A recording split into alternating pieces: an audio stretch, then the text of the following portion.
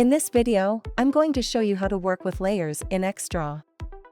First, log into your X10AV account and open the Xdraw editor. Once the editor is open, the design will appear like this.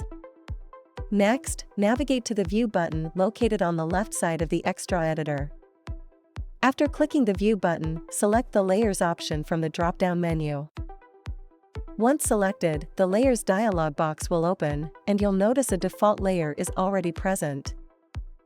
Layers provide a way to organize and segregate your design elements. This can be helpful when you want to showcase different parts of your design separately, such as various product categories. Click on the plus icon to add layers.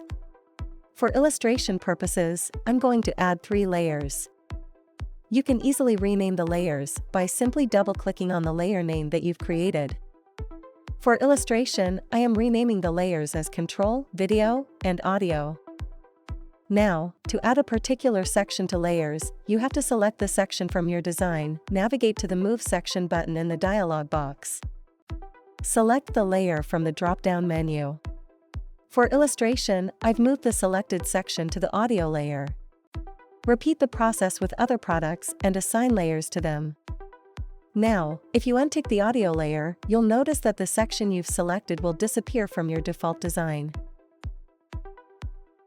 You can also lock a specific layer by using the Lock button in the dialog box, preventing any changes from being made to the design. As you can see, we've locked the audio layer and are unable to make changes to the selected section.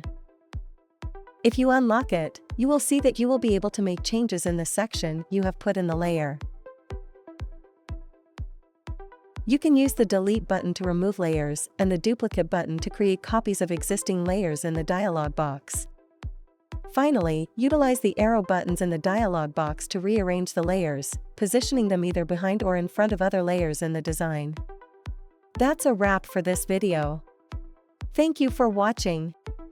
For more information, please visit www.x10av.com.